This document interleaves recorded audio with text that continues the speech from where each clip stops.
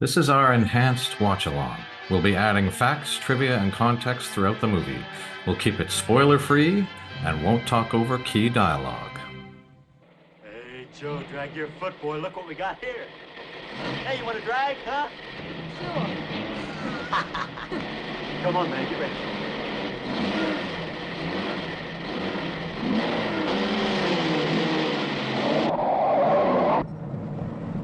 Holy cow! That is some breakneck speed there. They could have at least sped up the footage to make it look I'll show more him how to drive. Just watch me. faster. I doubt they're even breaking the speed limit at this point. Probably not.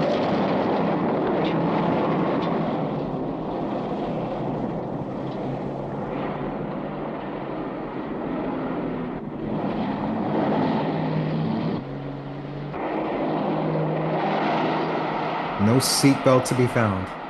No?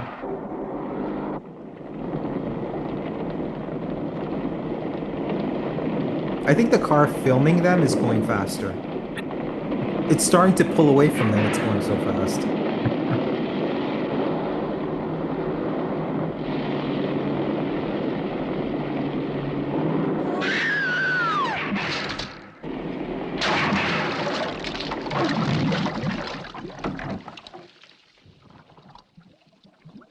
There goes the entire budget for the movie right there.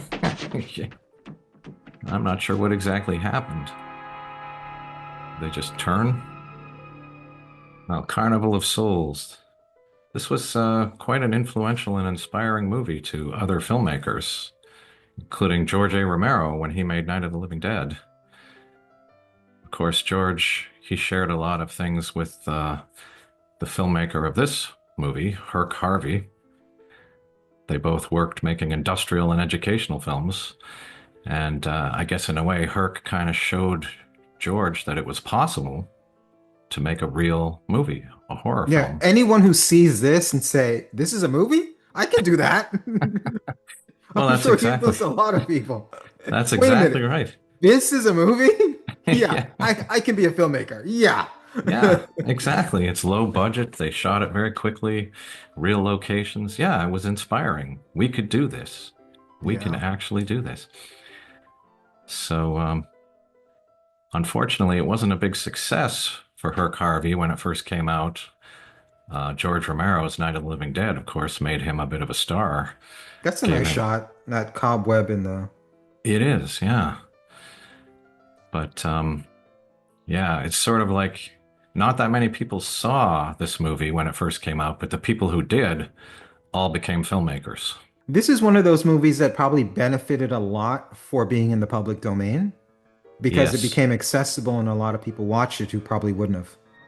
Well, sir, as high as this river is right now, and with all the mud and sand it's carrying, they may never find that car.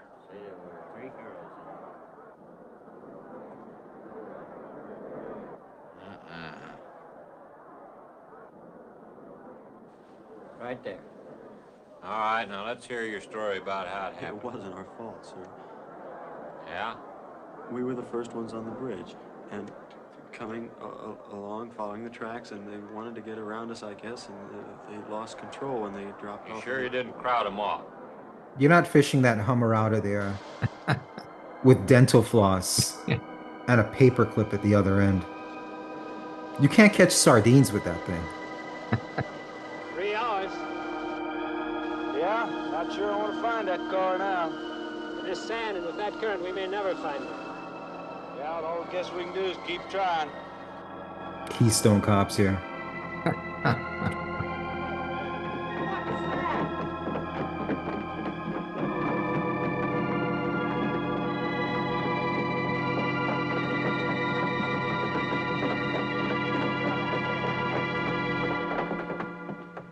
And then there was one.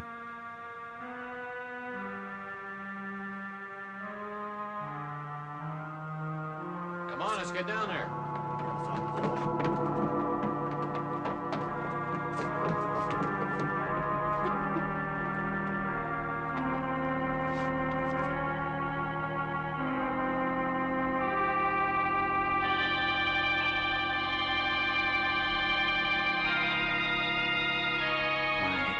Mary Henry.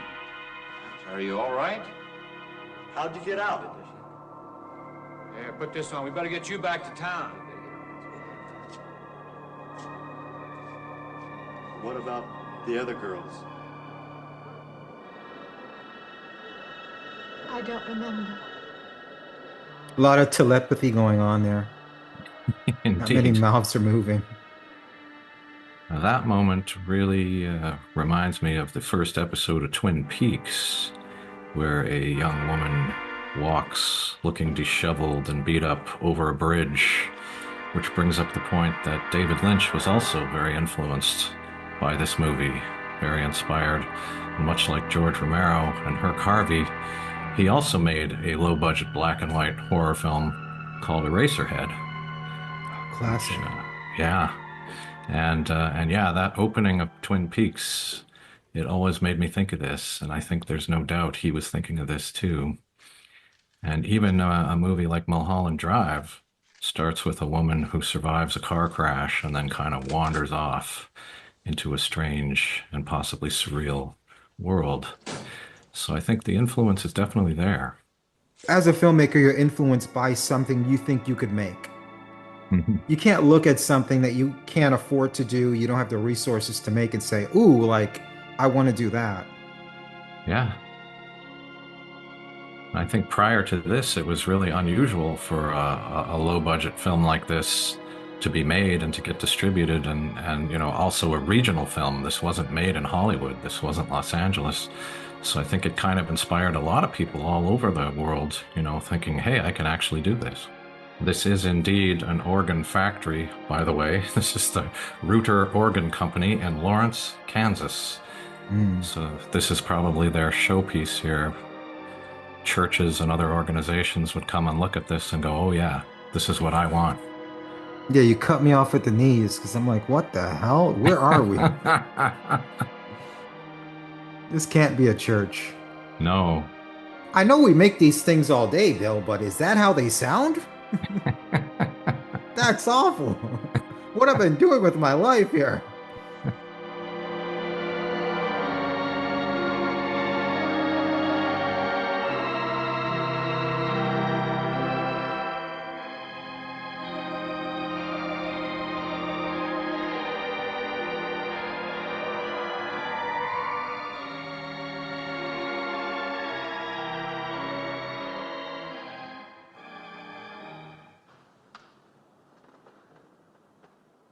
Is this like the one I'll be playing in Utah? It's quite similar. I supervised the installation myself. The accident won't delay your going, will it? No. I'm leaving this morning. There's nothing I can do here. That's right. Well, Mary, you'll make a fine organist for that church. Be very satisfying to you, I think. It's just a job to me. Well, it's not quite the attitude for going into church work. I'm not taking the vows. I'm only going to play the organ. You want more than that? Of course, it doesn't pay much, but, well, at least it's a start. Are you driving by Benton to see your folks? No, I can't. I must hurry. I've got to leave. I'm going to drive straight through. Mary, it takes more than intellect to be a musician. Put your soul into it a little, okay? Pretty intrusive, this guy is. Good luck, Mary. Stop by and see us the next time you're in. Thank you. But I'm never coming back. Ooh, she told him. That's right. That is, of course, Candace Hilligoss playing Mary Henry. She was a promising young actress. She did a lot of acting in school, and then she went and worked with Lee Strasberg in New York, who was perhaps one of the greatest acting teachers at that time. He worked with people like Marilyn Monroe.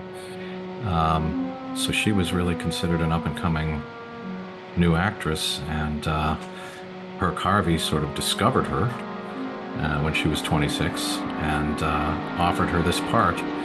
And she actually decided to do this film over another. She was offered another film called Violent Midnight, and she chose this. She says primarily for the money, because they paid her about $2,500. which doesn't sound like a lot, but I guess in 1962 that was a decent amount of money, especially for a low-budget film like this. But she didn't really go on to much after this. She did appear on a couple of TV shows, major TV shows, but I don't know, maybe because this movie did not really do a lot of business when it first came out. That might be why she didn't go on to much of a career, but sometimes that's the way it goes, and I think she's quite good in this movie. I think the problem was she didn't put enough of her soul into the acting. That's where she went wrong. Ah, yes. Too surfacey. Thank God the organ music is over. Oh boy, I think we're going to be hearing more organ music. Even though I've seen this movie dozens of times, please let me have some hope that the organ music is over. Well, this music, of course, was composed by Gene Moore, and it is a very distinctive and unsettling score. Pretty much entirely organ. And it almost becomes a character in the movie. It really kind of enhances the mood. So you're saying the main villain in this movie is the organ music, then? Well, no spoilers or anything. I don't want to, jump ahead. But yeah, maybe, the organ music is the evil power that's at work here.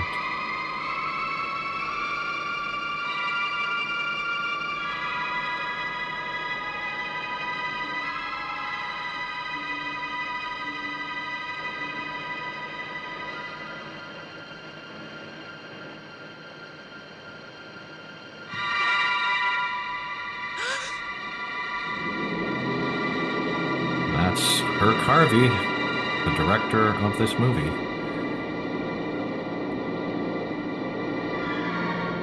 And again, not to have any spoilers, but you will be seeing more of him throughout this film.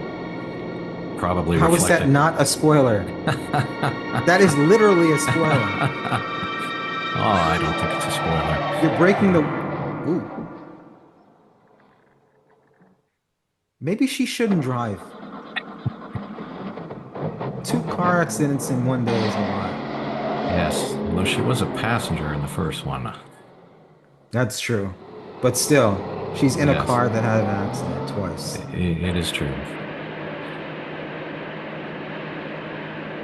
Now, Herk Harvey actually started as an actor, if you can believe it, and he started acting in the sort of industrial and educational films that his company made in Lawrence, Kansas, and then he graduated to directing.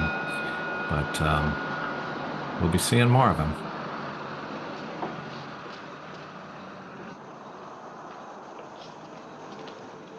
Can I help you? Fill it up. All right.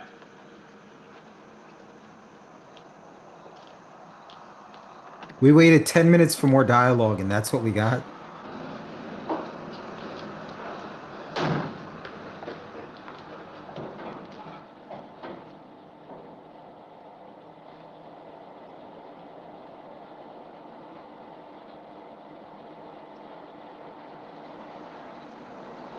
Anything else, lady?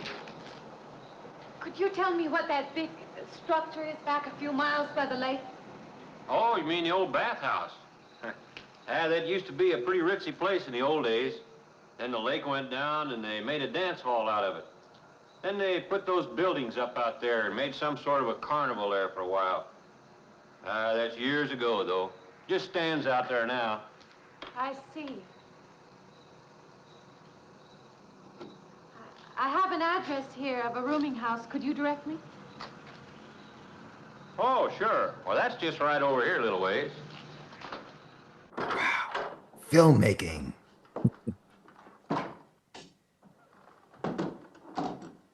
Been saving it for you since I got your letter. Could have rented it yesterday if I'd wanted. Oh, it's fine. It's just about what I expected. I knew you'd like it. This ain't no regular rooming house, you know. I only got you and Mr. Linden across the hall. So she was saving it since she got the letter, but she could have rented it the day before. What? Each room's got its own private bathroom, too. You can take all the baths you want. I'm not one to fuss about things like that. Thank you. I think I'll be quite comfortable. Well, hope you'll stay a while. I'm downstairs in the back part of the house, so if there's anything else you need, guess it'll have to wait till morning.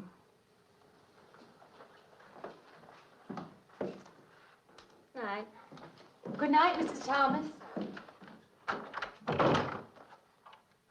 Does that line imply she's a creepy lesbian? Right, please take as many baths as you like. I don't have a hole drilled in the bathroom to peep you out. Wow, that's an interesting theory. And a different type of movie, I think, which would go on to be quite successful and drive in It has the theaters. setup for something like that. It has like a psycho type setup.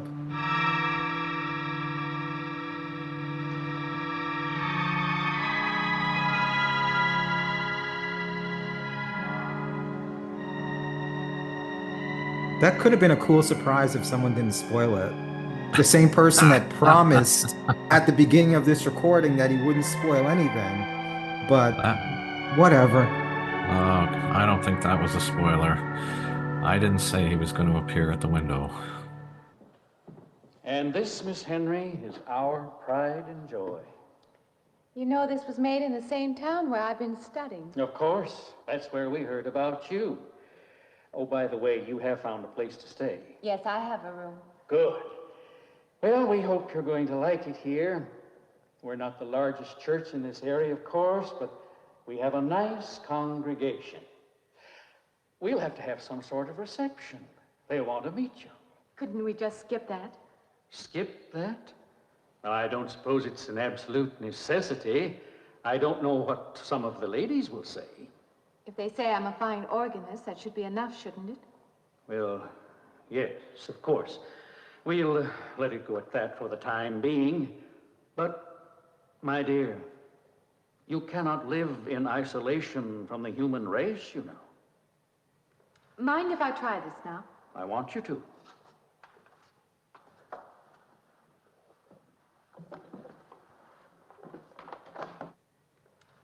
Dude is making a lot of assumptions. Super intrusive, too. Yeah.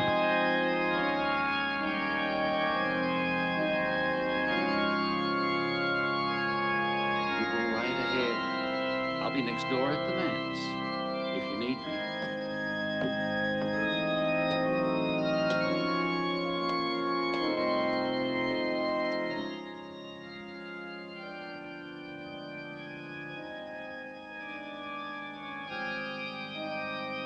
We have an organist capable of stirring the soul. If he told me that that organ was the pride and joy, I would just slip my wrists. I'm in Utah. I'm an organ player. And that old lady is my future if I stay in that town. Who gets her thrills by watching young women shower.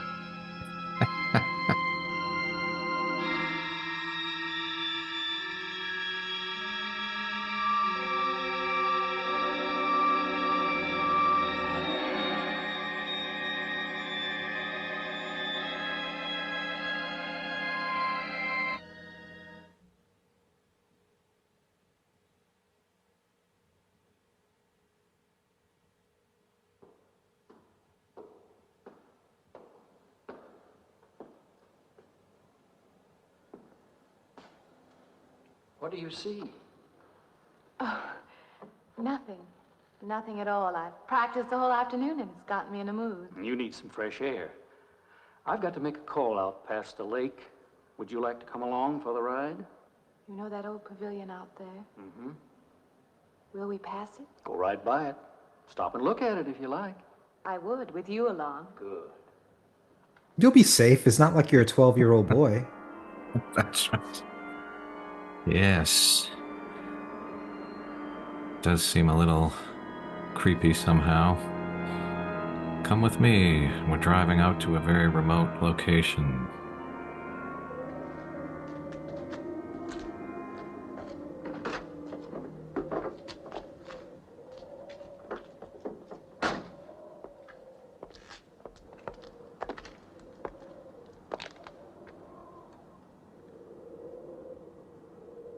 This used to be quite a place. It's been deserted for a long time now. Will you take me in? My goodness, no. It isn't safe out there anymore. That's why they put up this barrier. It'd be very easy to step around it. What attraction could there be for you out there? I'm not sure. I'm a reasonable person. I don't know. Maybe I want to satisfy myself that the place is nothing more than it appears to be. Would you take me out there? No. The law has placed it off limits. Wouldn't be very seemly for a minister to break the law, would it? No.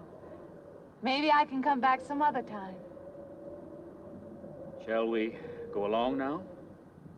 How dare you want to go in there? I just brought you here to show you that you shouldn't go there. That's right. I think it's actually about an hour outside of the city, this place, which is called the Salt Air Pavilion. So it's not a quick drive.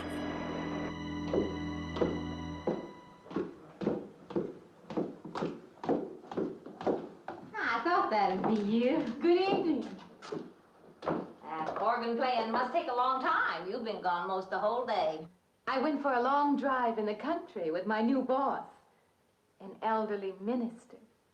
Oh, that must have been a kick in the head. I learned that from my other boarder, Mr. Linden. Did you get your supper? Oh, I forgot. Well, this ain't no boarding house, but I got some coffee and sandwich makings left. I could bring you some up after a while. Good.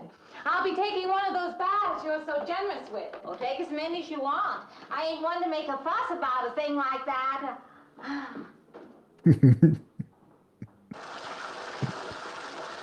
Run to that peephole, old lady. That's right. She's so excited. Yes. Here we are. Is this part of the marketing plan here? We're gonna show a little bit of skin.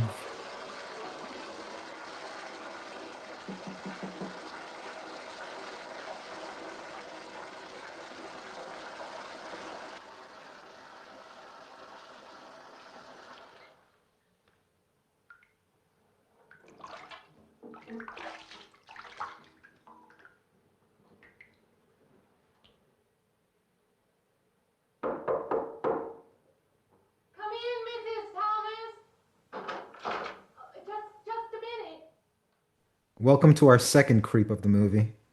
Creepy old lady, creepy neighbor. That's right. Norman? I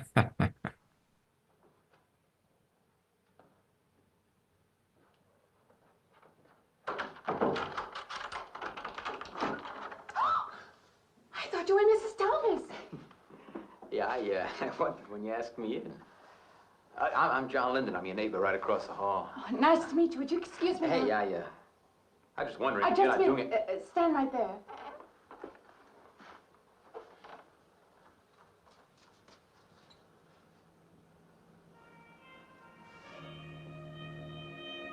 The dream is coming true here, I think. Yeah, look at all that ankle cleavage. Hubba, hubba, hubba. That's as close to a peephole as you can get. I forgot to introduce myself. I'm Mary Henry. Oh, yeah, I know. I heard you tell Mrs. Thomas you haven't ate anything yet, huh? Well, yeah, I just thought, being neighborly and all, see, I haven't eaten anything either. I just thought we had to ask you out to dinner. Oh, that's very thoughtful of you, but I can't accept. I know. We haven't met or anything yet, but I just thought living I'm in the sorry. same house. You'll have to excuse me. Look, there's a real nice restaurant, right down the street, and I just thought, well, I'm just kind of guy who doesn't like to eat by himself. I've made arrangements to eat in my room tonight. Hey, if you change your mind, you just holler. Looks kind of lonesome in here. Good night, Mr. Linden. Back to your playhouse, Pee-wee. Now that guy, his name is Sidney Berger, and he was actually a professor of theater at the University of Kansas. And some of his students included Randy Quaid and Dennis Quaid.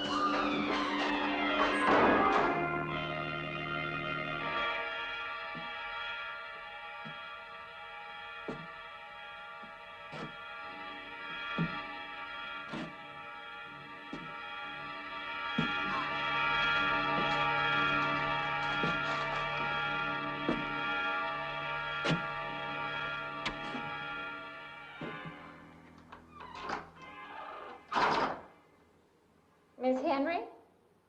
It's Miss Thomas.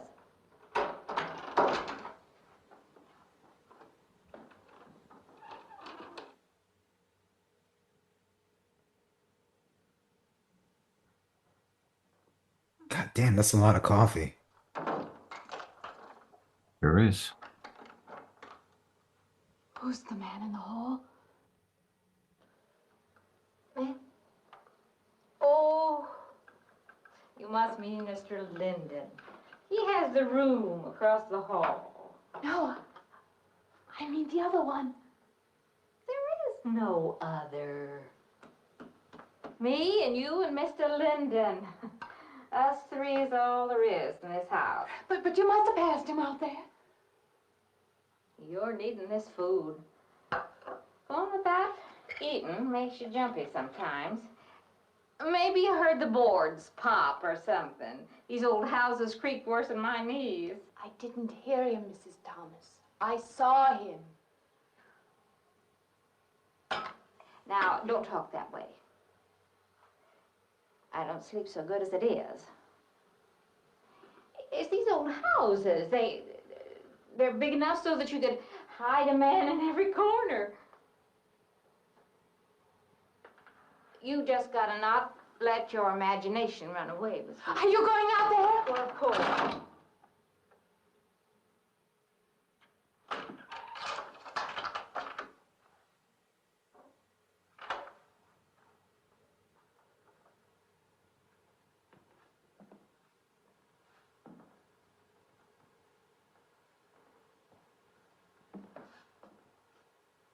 There's nobody there.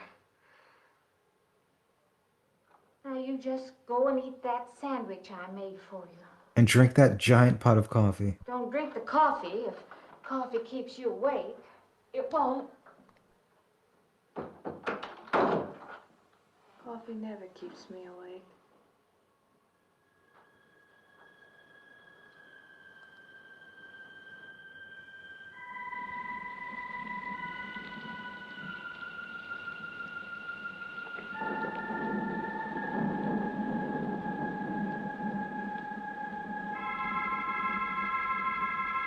Has a Nosferatu feel. Yes.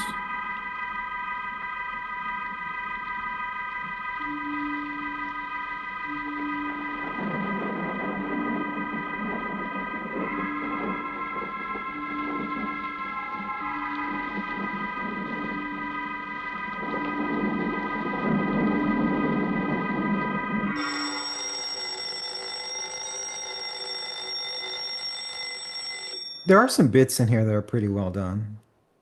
Oh, yeah, I think so. More coffee? Jesus Christ. Wait a minute, you said this guy did other types of films. Is he just really a big advertisement for coffee he's doing? He did a movie around it? Maybe.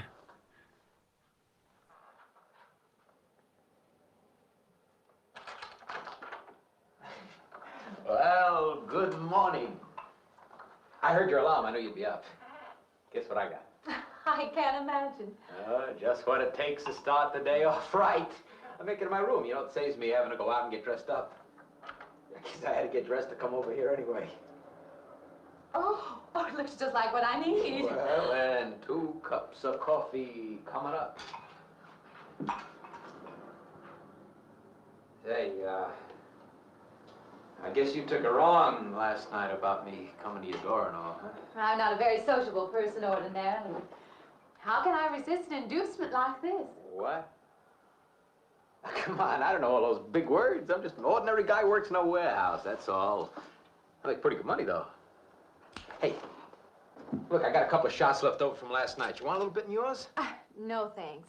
It's not the recommended breakfast for a church organist. Oh, is that what you do? Hey, you mean they pay somebody to play the organ in church? Some churches do. Hey, I hope you don't mind about this. I just didn't know you're a church woman. To me, a church is just a place of business. Well, that's a funny way to look at it. Why? People seem shocked because I took a job in a church, and I regard it simply as a job. I'm a professional organist, and I play for pay, that's all. thinking like that, don't that give you nightmares? Strange you should say that. As a matter of fact, not for that reason, mind you, but I had the strangest feeling last night. Yeah. I had kind of a lost night myself. It's funny. The world is so different in the daylight. But in the dark, your fantasies get so out of hand. But in the daylight, everything falls back into place again. Let's have no more nights. Or let's make them more interesting, huh? Say, how'd you get to be a church organist? I studied it in college. I could have gone to college. Yeah, I used to play pretty good football, but they wanted me to take a lot of classes and things, you know? Well, they're that way. Well, I'm just as smart as the next guy. Yeah, but I just didn't dig what they were teaching in school, you know? And the thing I hated most was principal products. Principal products? Yeah, you know, like the principal products of Brazil are coffee, beans, and snake oil, you know, like that. Yeah. When I was at school, I couldn't care less. Now, what I cared about was girls. Didn't they offer a course in that? If they would have done that, I would have graduated. What's the matter? Can you still taste the coffee? Come on, what do you think, I'm an alcoholic? Look, I just like to start the day off in a good mood, that's all. You must be hilarious by noon. Look, I'm just the kind of a guy employers want, you know, the happy worker. Come on, did I make your morning happier? This morning, you're exactly what I needed. You're gonna need me in the evening, too. You just don't know it yet. I'll rinse off these cups. Oh, no. Just spoils the flavor for tomorrow. Well, thank you for the coffee. It was unsanitary, but delicious. Well, should have put some of the germ killer inside. Well, I hate to leave so early. I think you can get through the door. You know, you got the wrong impression of me. Well, I meant because you had so many things to carry. Oh. Like I said, I hate to leave. Well, it's been a pleasure, Mr. Linden, but I'm sure you have to get to work. Oh, don't you? No, I have the whole day free for shopping. When did she get a personality? Suddenly she became sassy, sarcastic. Does the hem hang right and back? We might change the hemline a little. The drape is just fine. Otherwise, it looks very nice. I'm sure it isn't very chic to take the second dress, but I like it. We altered a little here to make it straight all the way around. There, do you want to go back to your dressing room? That voice is not coming out of that man. I'm sorry. Probably not. Hey, they're progressive having a transgender in there, but that is not the voice coming out of that man. And of course, this is all shot in a real department store. It's all just guerrilla style. And in fact, Herk Harvey paid the sales lady $25 to just ignore the filming.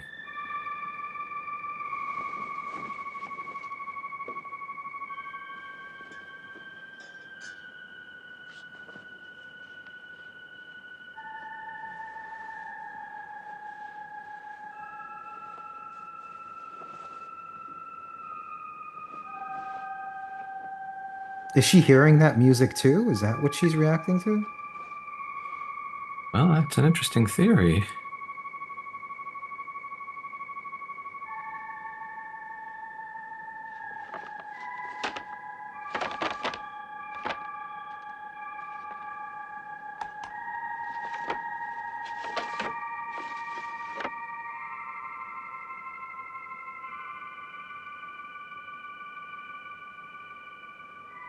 I like it fine. I believe I'll have you deliver the dress if you don't mind.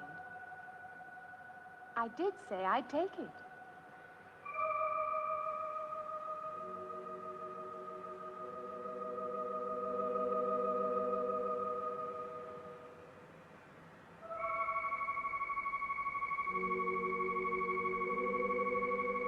What's the matter with her?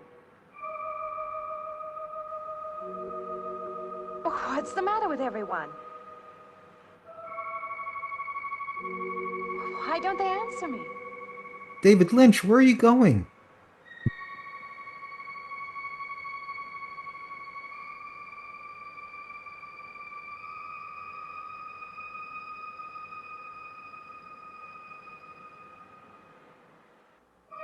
One thing I love about low-budget movies like this is you feel like you're just getting a window into this time and place. We're just seeing real people here in the store and out on the street.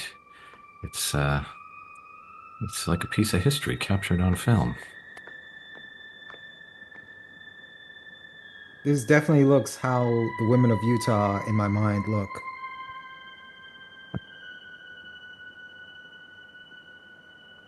Bunch of conservative middle-aged women. Uh-huh. No one too young, no one too old.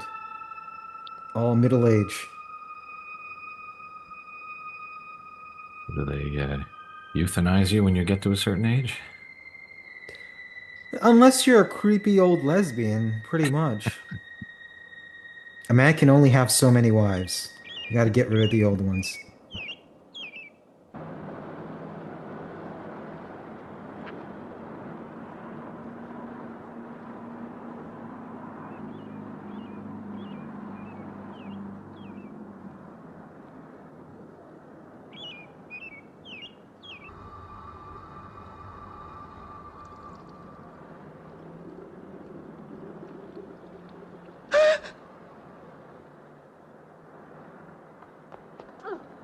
What is it?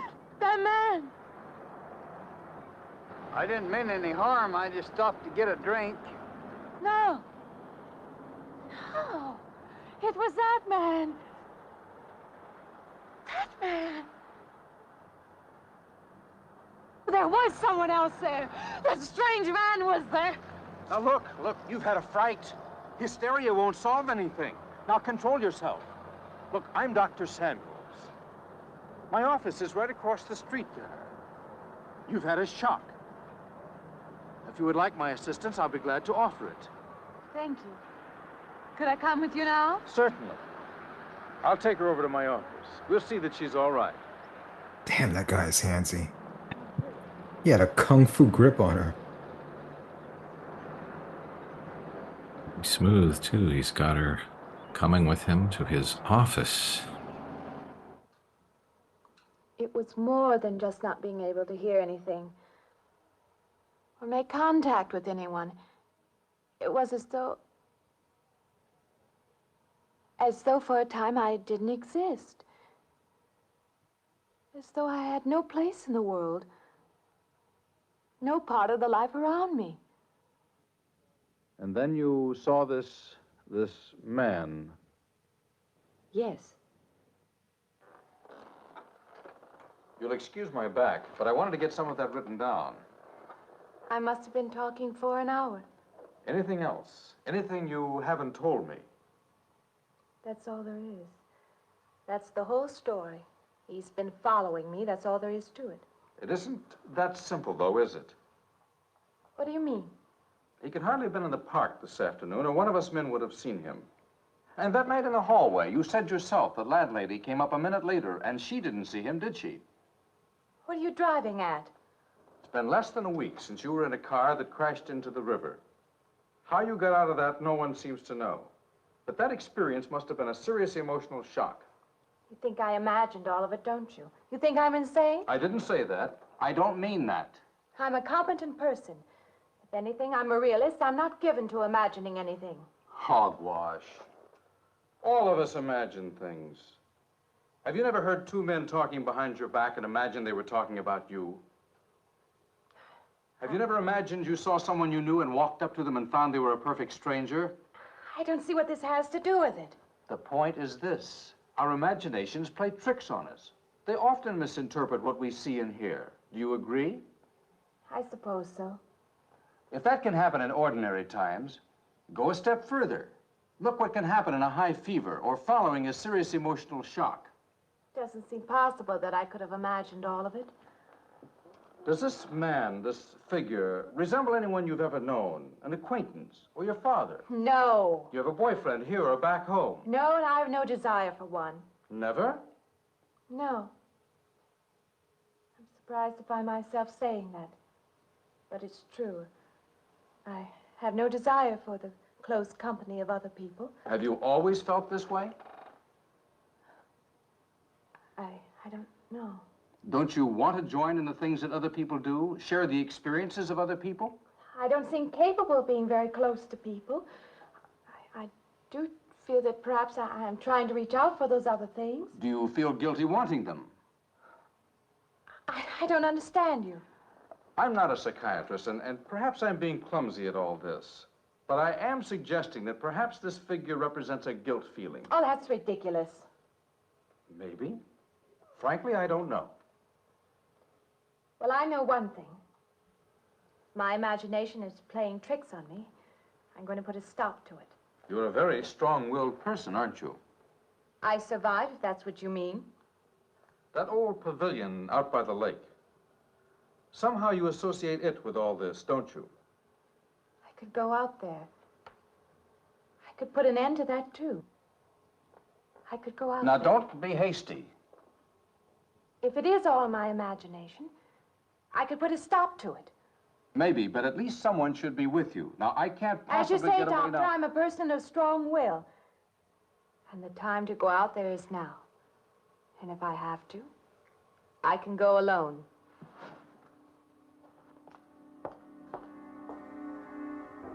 The one thing I did wish in this movie is they gave her like a consistent personality from the beginning. Uh-huh. Because it seems like her personality varies from scene to scene for what is needed. At times, she's very antagonistic to people telling her what to do, a lot of older men. Then she has that scene with the neighbor. First, she doesn't like him. He's creepy. He's still creepy. But she flirts, and then she's kind of sarcastic and dismissive to him. It's like bouncing around all over the place, you know? And other times, she just looks like she has no personality and there's like nothing behind those eyes at all. Yeah, I know what you mean. Some people have made a case for it being kind of a feminist story, or that she's a feminist character and that she kind of doesn't want any part of the normal societal expectations. She doesn't want men. But it could just be the script was written quickly and that's just the way it turned out. Yeah, I think those theories are more projection.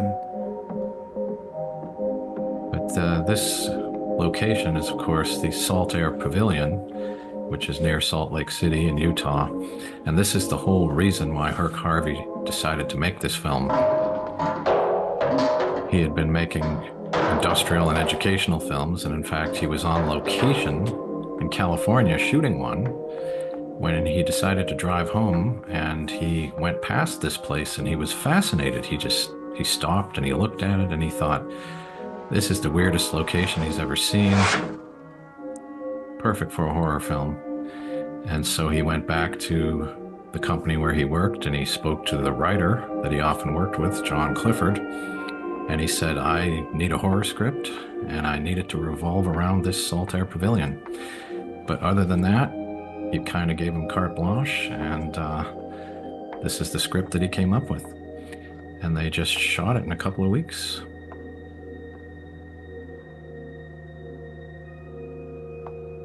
You can certainly see why he was fascinated by this place. Yeah, I wish they shot more scenes here. It's the one visually interesting location. Yeah. And of course, it was a big fashionable resort at one time. It was very popular. It was actually first built in 1893, if you can believe that. And it was supposed to be the western counterpart to Coney Island. And it was, for a time, the most popular family destination west of New York. But that version of it burned down in 1925. And then they built the second version, which is this version that we're seeing here. And unfortunately, it never quite achieved the success of the earlier version, partly because movies and radio and then the Great Depression, and people just didn't have as much reason or desire to come out here. And especially it wasn't right in the city. It was a little bit of a drive. But it had a huge dance floor. It was actually the world's largest at that time. and it became known as a dance palace. But that version of it kind of closed down in 1958. And so here we are about 4 years later. It's just been shuttered at that point. But yeah, I just kind of love that. I love these old places that are still standing, but you just don't know what used to go on here. And it's just remarkable how huge this is. Location, location, location.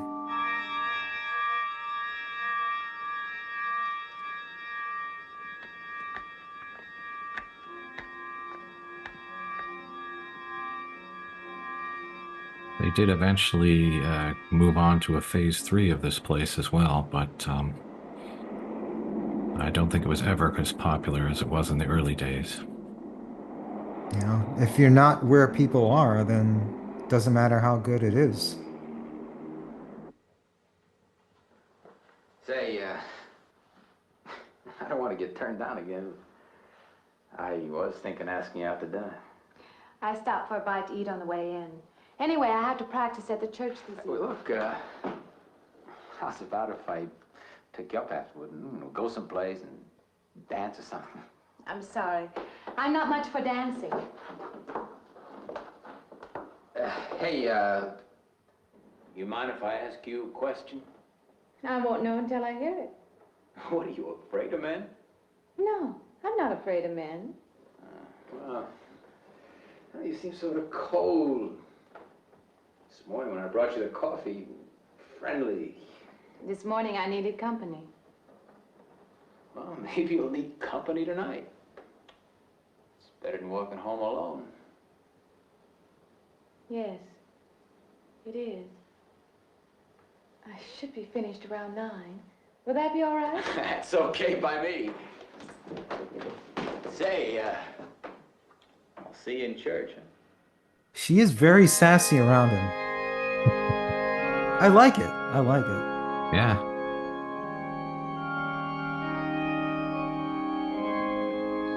It's almost like she doesn't know what she wants. She is a woman. But I need a drum set, not an organ. Yes.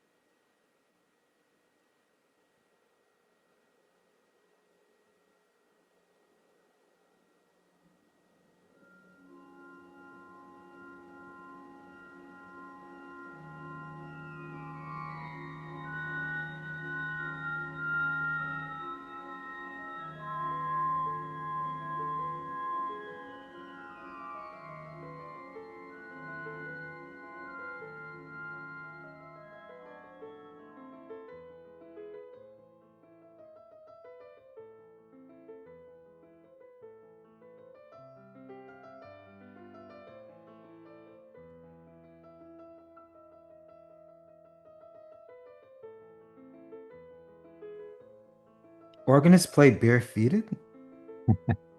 I'm not sure if they have to be barefoot, but they do have to work those pedals with their feet. Actually, there's music and sound bites from this film that have been used by other artists. Like one sample was used by a band called Therapy in 1998. And Lana Del Rey used something in a song called 13 Beaches. And most importantly to you, clips of this film were used throughout the Drake video, Knife Talk.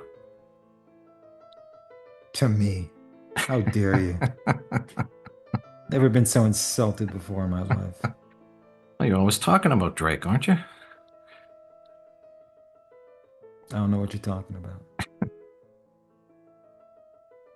I have to admit, this is a brilliant move. I mean, how many people would pay for a location like that for their movie? He just found it and then based the whole movie around it. Oh, yeah. best part of the movie, in a way, is that location, and it's free. Oh, yeah.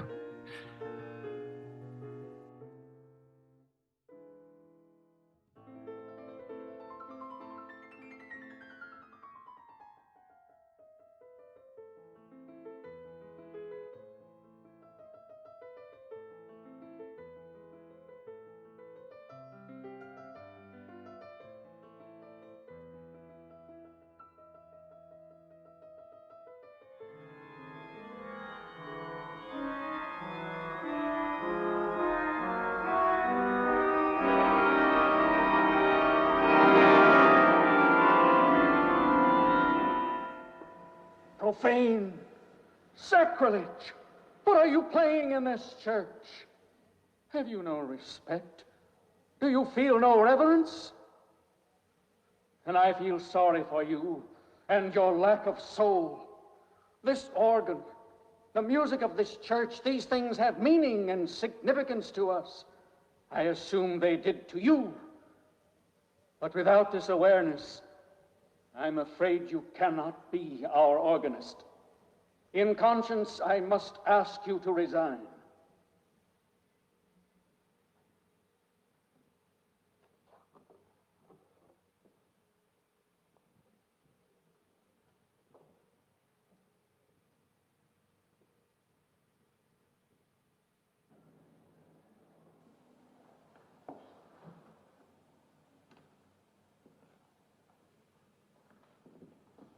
That does not mean that I am abandoning you, nor should you turn your back on the church. There is help here, and I urge you to accept it. I love this. This is, it's kind of like he's implying this is satanic music. This is evil. The kind of stuff you would hear in the 1980s about heavy metal, and even in the late 60s about psychedelic music. You know, it really made people uncomfortable. What she was doing here, it is very weird and unique, but it's amazing to think people thought there could actually be evil. Well, hi there. I've been waiting an awful long time for you. My car's just over there. I know just the right place to go.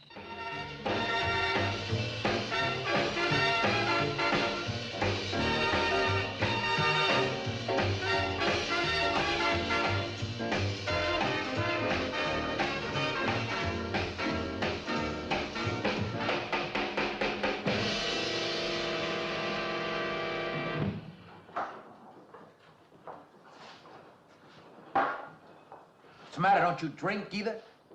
Not really. Not really. How else is there if you don't drink really? Answer me that. Now, me, I not only drink really, I really drink. What's the matter? Do you like the music either? I like it fine. You don't like it. You don't like to dance, and you don't like to drink. You don't like for a man to hold you close. That's it, isn't it? I didn't say that. You haven't said anything all evening. Why not go play that song again? You like it so much. This guy's so charming. How's she not falling for him? Hey, Johnny, who's the doll? Nobody you know, chicken. Oh, come on now. You've been holding out on me. That's not the kind of pig you usually drag around. You quit licking your chops. She's out of your class. You want to bet? Lay off, huh? I got something on the stove there, man. Well, listen, I'll help you put it over. I don't want her to think I even know creeps like you. Good luck.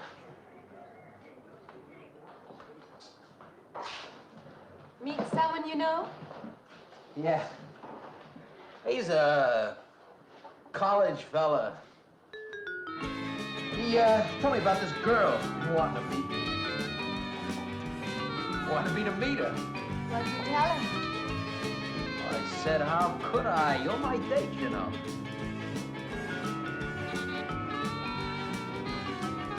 Said you didn't seem to enjoy my company much.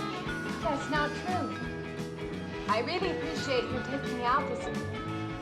I've had a miserable night of it, Forget it. Come on, here. Join the party. Drink up.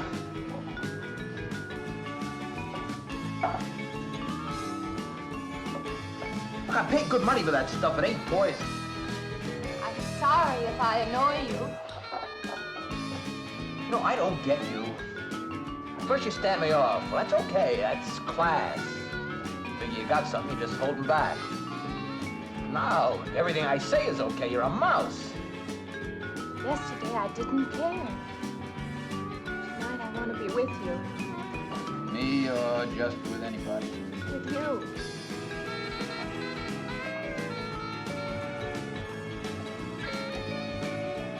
Why don't you thaw out,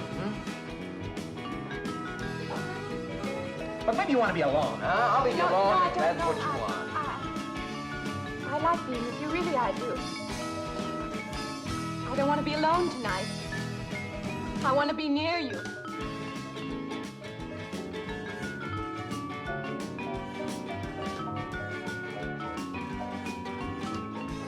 You mean that? Yes.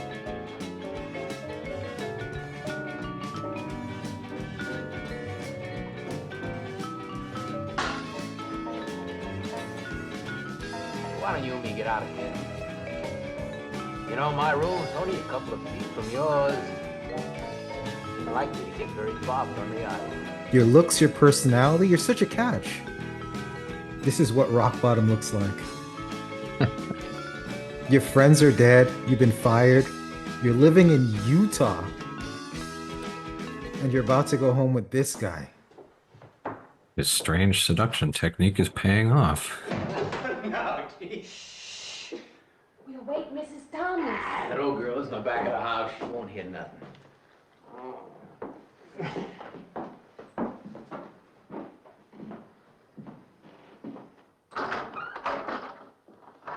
Honey, you don't want to go in there all by yourself, do you? It's dark and it's lonely in there. You don't have to be alone tonight. Just let me come in a while. Let me stay with you. You don't want to be alone, do you? No.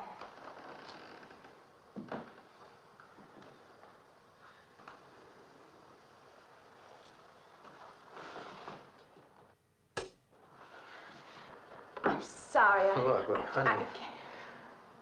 You asked me in, you dislike me a little, huh?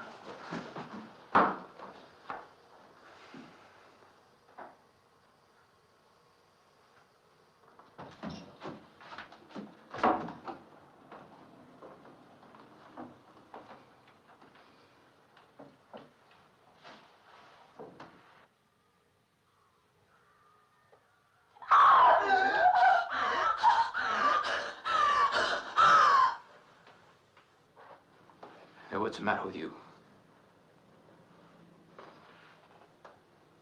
What's going on around here? What's the matter with you? Man's after me. You gotta stop him. He's after me again. I'm getting out. No, you have to go. Not me, sister.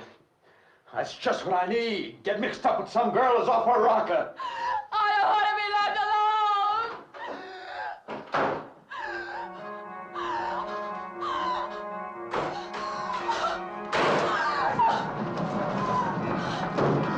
I don't know who's scarier, the ghoul or her date. They're both equally as creepy in their own ways. Oh, yeah. I'm just amazed after putting all that work in, he gave up so quickly. You are? He's the weirdest.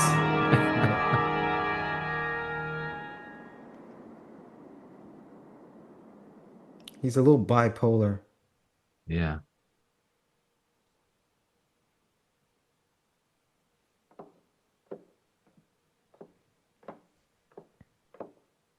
Is she ready for a shower? What'd you find out, Doctor? Not very much, I'm afraid. I'm sure glad you just happened around. I was gonna call somebody, but I was afraid I'd have to pay the bill. I came on purpose. I've been thinking about her ever since she left my office yesterday. What's she been up to? Only the devil knows that.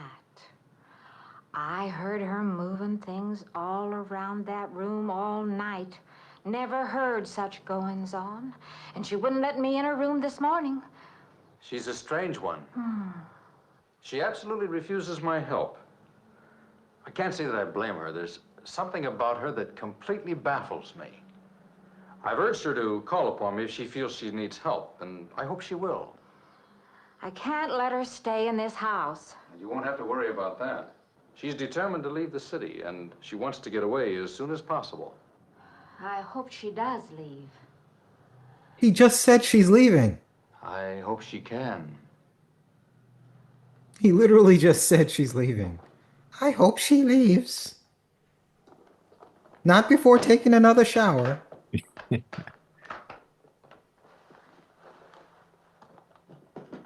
been a bad couple of days for this character. Her friends are dead. She's been fired. Yeah. She's been chased by a ghoul and a creep. Her landlady doesn't want her to live here anymore. Her landlady who's been perving on her.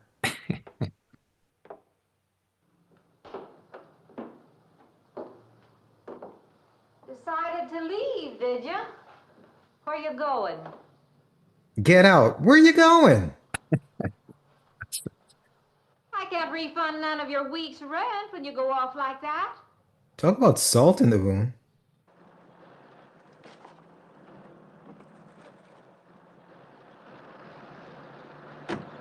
Typical. No refunds.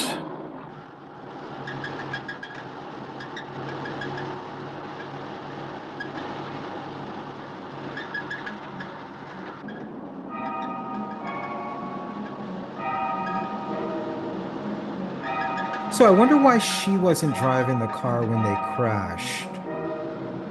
Wouldn't that make more sense? Well, she'd be the most likely to survive. Well, not just about survival, but just for the sake of the story. Yeah, it would make more sense. It would keep her as the central figure. There'd be some level of guilt. Sounds like your transmission. Can you pull it up on the rack? Instead of being along for the ride, she would have had more agency in her fate. That's right. She would be the one who made the bad decision to get into the race. Okay, fine. Will it take long? Well, I have to check it first. Would you like to get out? May I just sit here? Sure. Suit yourself. And she was the one that would have been going 10 miles an hour when they crashed off that bridge. That's right. And I'm still not sure how it happened. It's almost like she just turned the wheel and went off the bridge. Almost like she had no soul. Or no choice. It was fate.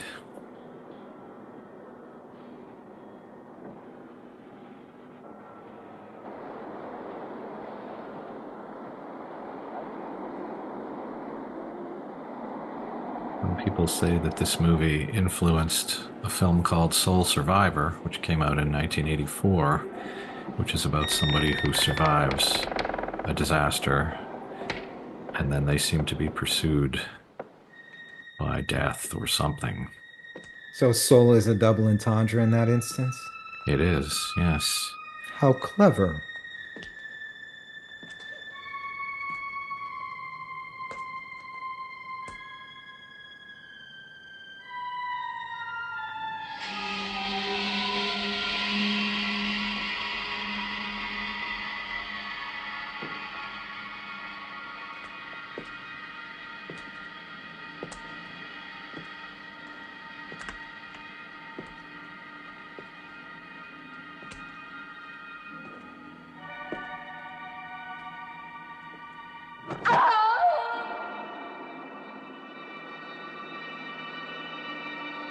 I was a little bit disappointed that the car was lowered down. I thought it would be interesting if she had to jump out while it was up high.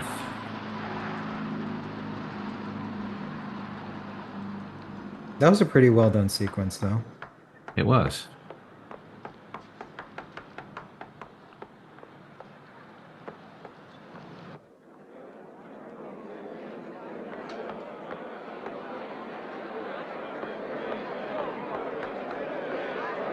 She might have demanded more money if she had to jump from out high. Yeah. Stunts will cost you extra. When is the next eastbound bus? When does the next bus leave? I must get on it.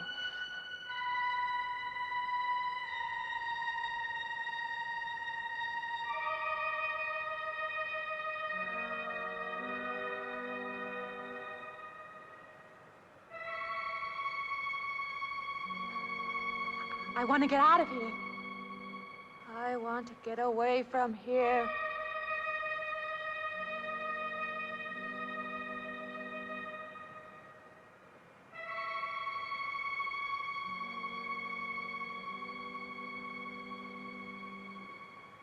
Eastbound bus.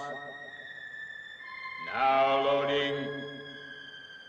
Gate 9.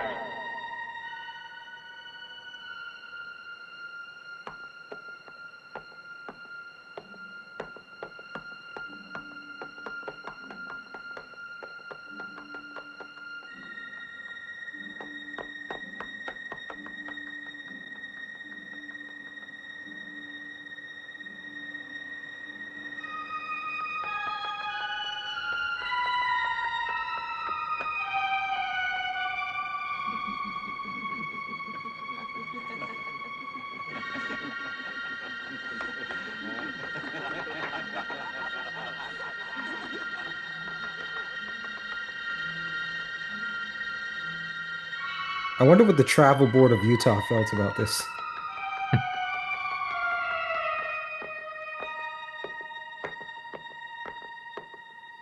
I don't know how popular this film would have been if it wasn't public domain, though. No, well, in initial release, it didn't really do much business. Don't close the way. Wait. Let me in. You gotta let me in. I gotta get on that train. I gotta get away from here. Please. Please.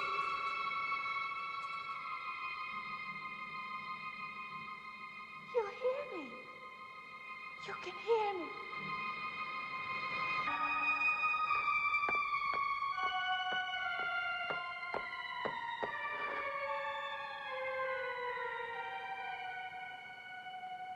Why can't I hear anything?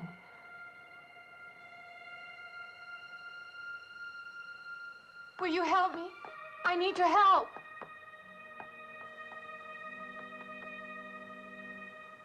Just a moment, please.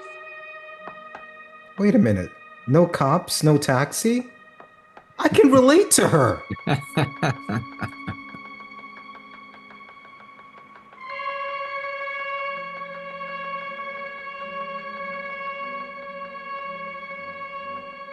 can't anybody hear me? Yeah, definitely the fact that it became public domain and then it got released all over, and especially it was played on late night television a lot. That's really how audiences found it. It's like It's a Wonderful Life was played so much for years because it was in the public domain. This movie was kind of the same. It would be shown constantly late at night. And then, of course, all the VHS tapes and DVDs. So that definitely helped it gain its cult status. Yes, when you hear a bird in a tree, look up with your mouth open.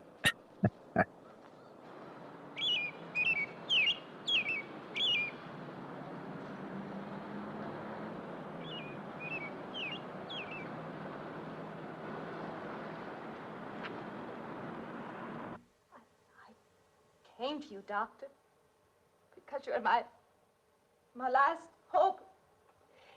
If you don't help me, I'll have to go back there. He's trying to take me back somewhere. Doctor, you've got to tell me what to do.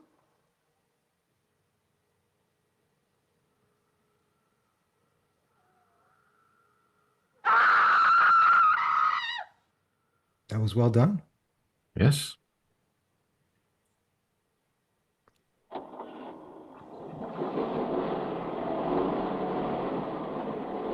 course, Candice Hilligoss, she actually wrote a treatment for a sequel to this film in the 80s.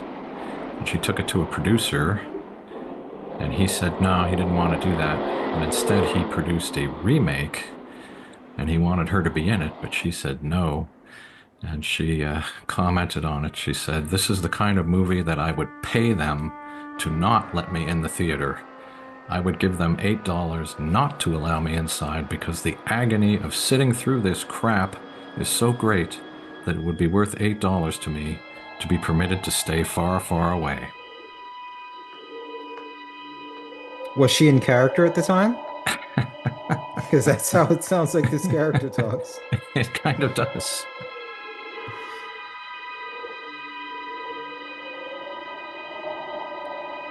It's a shame she didn't have consistency in character and more scenes where she talked instead of just staring into the abyss all the time. Because her performance is pretty good in those scenes. Yeah. And I think it adds more dimension to her character than just blankly staring all the time. Yeah. Yeah, I quite like her. I think she had a lot of potential. She even had the good looks. She was a working model for a time. I think she could have been, if not a star, she could have been a successful actress, but I don't know, maybe this experience or the lack of success of this movie just kind of derailed her career.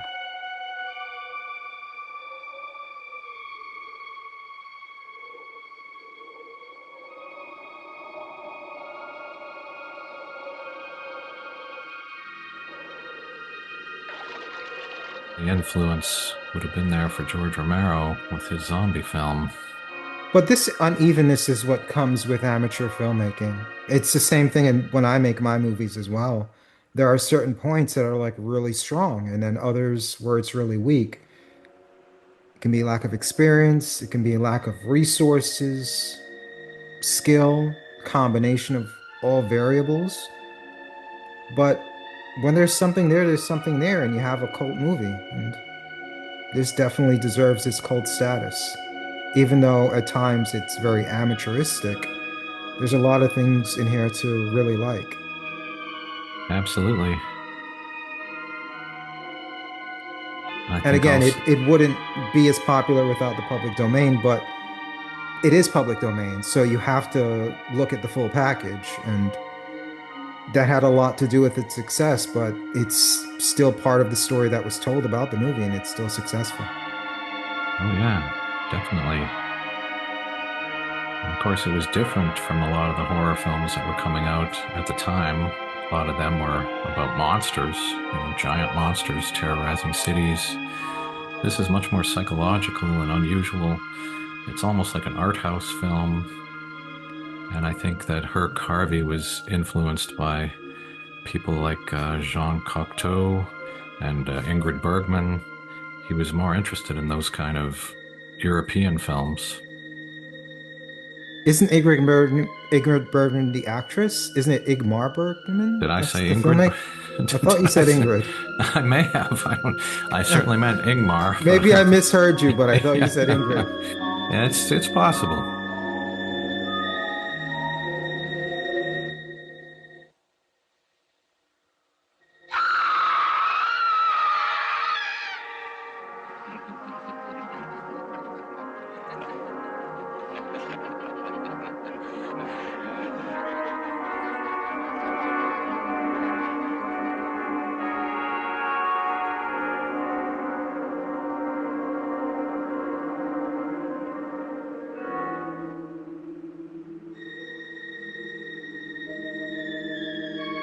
Some people say this movie, along with movies like Psycho, really helped to change what horror films were.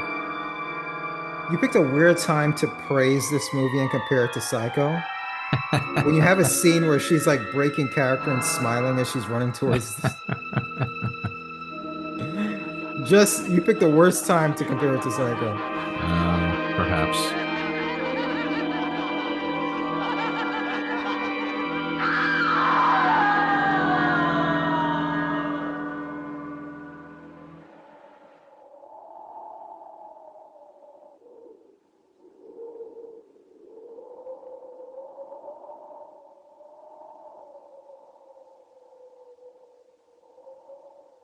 The car's still over there, and then the footprints leading up to here.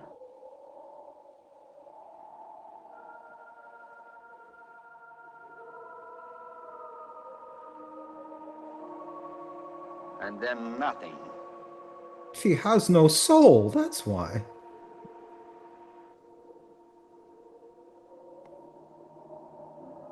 That damn devil's music. You know what would have been awesome is if the shrink and the priest just like acknowledged each other, like they drove her to it. Some kind of like weird ending like that. Where they Yeah. like shook hands or nodded at each other, you know? Okay, Wolf. Take her in. She's right down there. Wind her up.